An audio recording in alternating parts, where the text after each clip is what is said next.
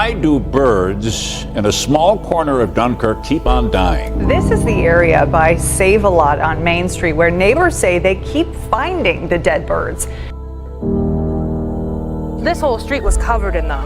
Like, you had to dodge your car around them so you wouldn't hit them. DPW crews were out here on Tuesday and we're told they cleaned up about 12 dead birds. Well, just 8 hours later, we already found 4 more on the property. It's suspicious. He says he's not sure why they're dying, but they're asking the U.S. Fish and Wildlife Service, the Chautauqua County Department of Health, and the New York State Department of Environmental Conservation to investigate. I'm hoping that it's natural causes. We should note, though, that most of the gulls we found today were found in the grass and not on the roadway. What a bizarre story. I know. How are they continuing to play baseball? Definitely have an earthquake going on.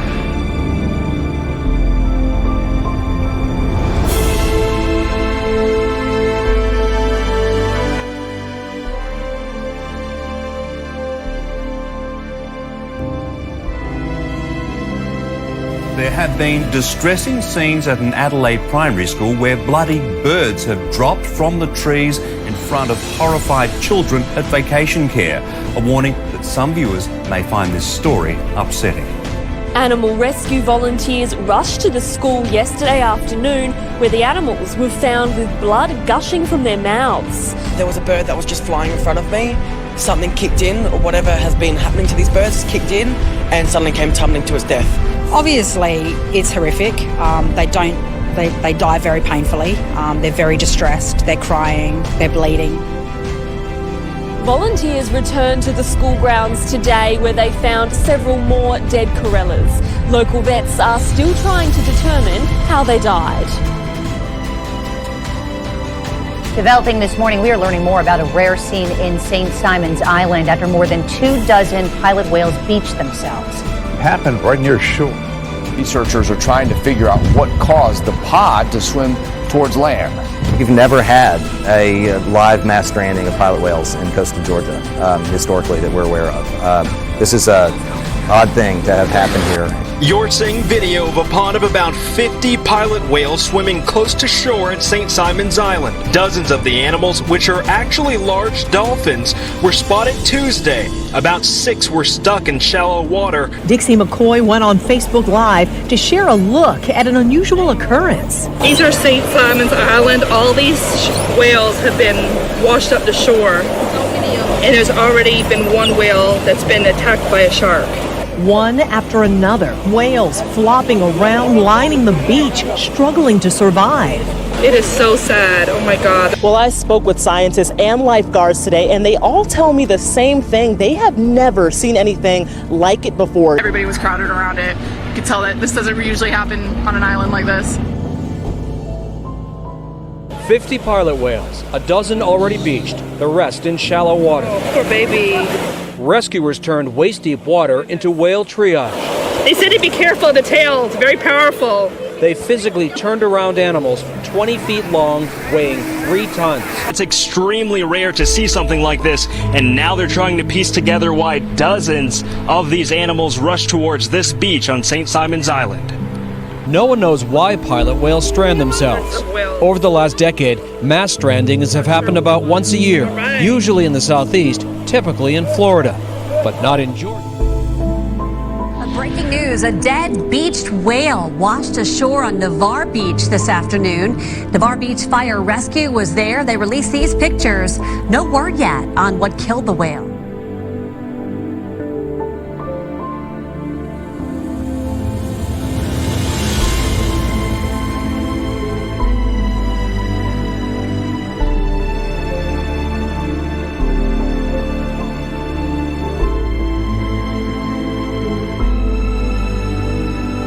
Whales across the world are seeing a decrease in population from the resumption of whale hunting in Japan to right whales turning up dead in the Atlantic. We're seeing more and more deaths. The 8th dead gray whale was found in BC just a few days ago, and legal action is being taken by environmental groups here in Canada to protect orcas from the Trans Mountain Pipeline.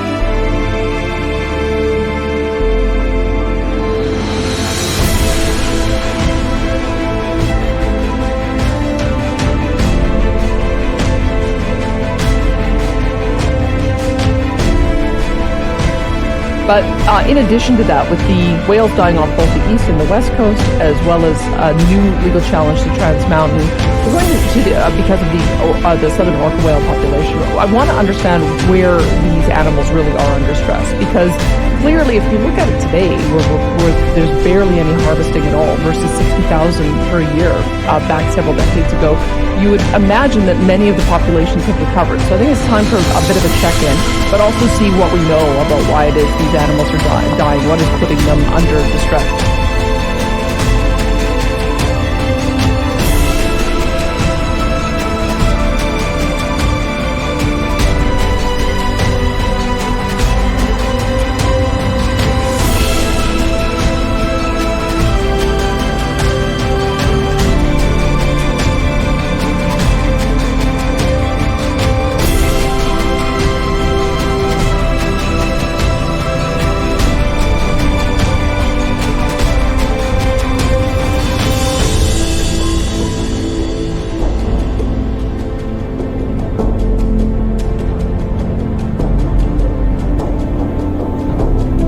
A 6.5 magnitude earthquake has hit off the coast of Broome in Western Australia.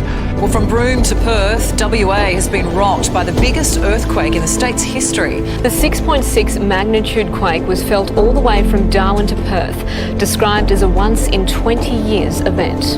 It rocked buildings and shook homes, with authorities receiving more than 1,000 calls. A terrifying 60 seconds as a 6.6 magnitude quake hits our northwest. Oh, what do we do? Everything is shaking. And the shop was just swaying from side to side like the whole building. It was felt in nearby Karratha, Derby, even Darwin. A 7.2 magnitude earthquake has rattled the Northern Territory, shaking buildings, and residents have reported cracks appearing in their homes. The first signs of shakes, lights swaying across the Nine newsroom. At a suburban shopping centre, locals rush out the doors. We've just had a bloody earthquake, and I thought, felt a bit of a rumble going on. I wasn't sure if it was me guts having a few too many drinks or something like that, and all of a sudden, boom, side to side we go. Earthquakes here aren't unusual, but this caught locals off guard. I felt tremors before, but not like this. But people are basically reporting some loud roaring noises as the seismic waves approached, and some long period shaking associated with that earthquake. Yeah, dead set. Just had an earthquake in Darwin. You!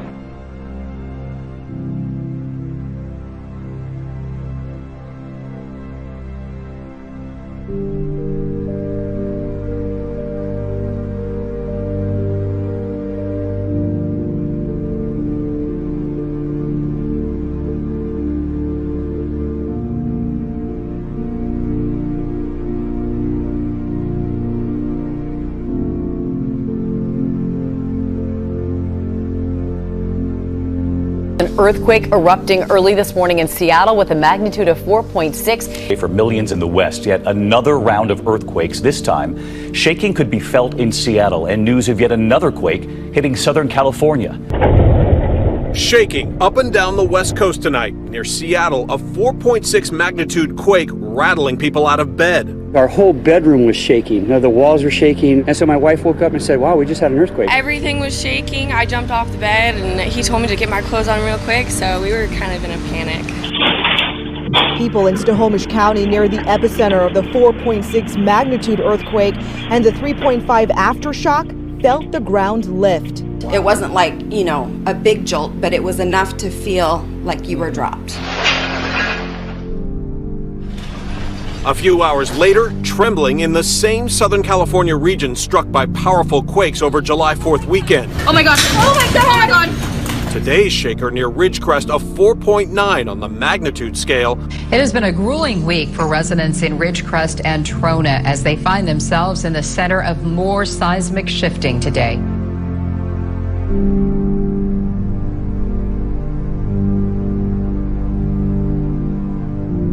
In the last 7 days, shifting faults have triggered a swarm of 585 aftershocks above magnitude 3, ending what had been a relatively quiet time for quakes.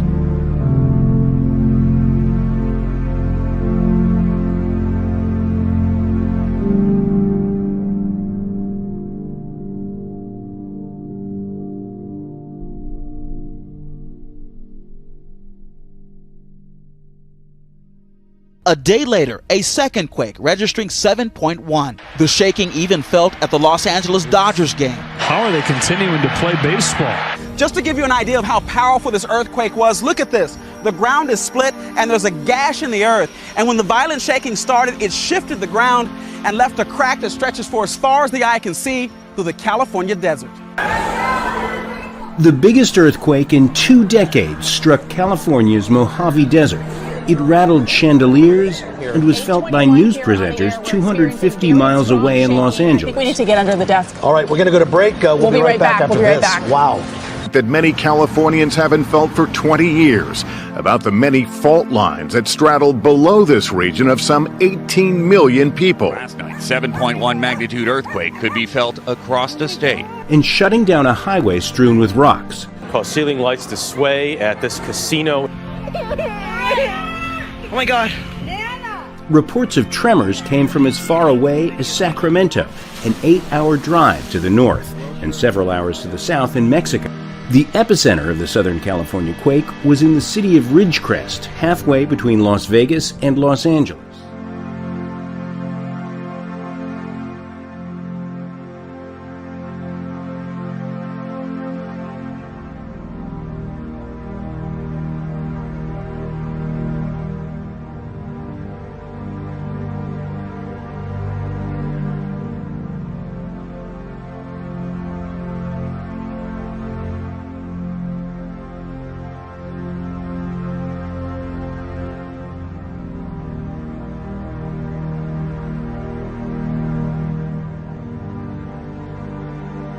A 4.2 magnitude earthquake shook up the already shaken community of Ridgecrest early this morning. The quake is one of thousands of aftershocks to impact the region over the last 11 days.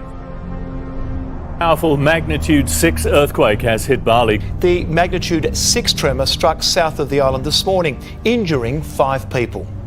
A terrifying wake-up call in Bali, the long and powerful shudder sending locals and tourists running to safety. The tourist mecca shaken for around 10 seconds, the gates of this hotel crumbling, debris crashing down. It struck around 8:20 a.m. local time, jolting these Aussie tourists out of bed. Wow. Holy Bricks and statues smashed and buildings buckled. Eerily, hundreds of fish were found washed up on a beach in Canggu last night, hours before the quake struck. Indonesia, no stranger to strong earthquakes, this quake coming just a couple of days after a magnitude 7.3 tremor rocked the eastern Indonesian island of Halmahera, killing 2 people.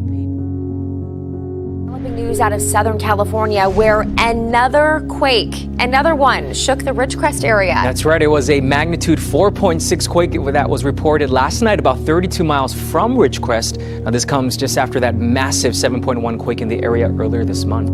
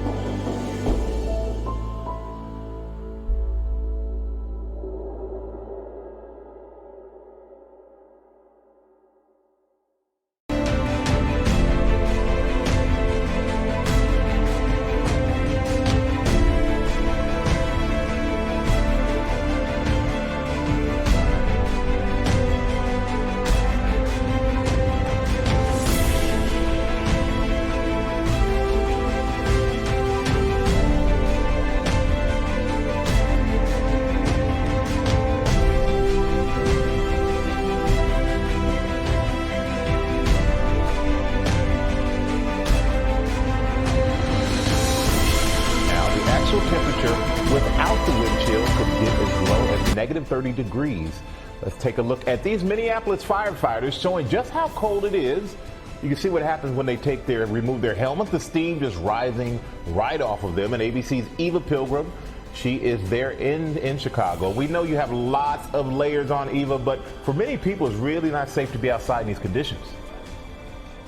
Well, that's why we're starting this off inside, because it is dangerously cold outside. You can get frostbite in just a matter of mere minutes in these temperatures. Okay, we're going to take a deep breath, and we are heading outside so we can show you just how cold it is out there. And as you get out here, I've got some hot water. I'm just going to throw it in the air. You can see it very quickly turns into ice and snow.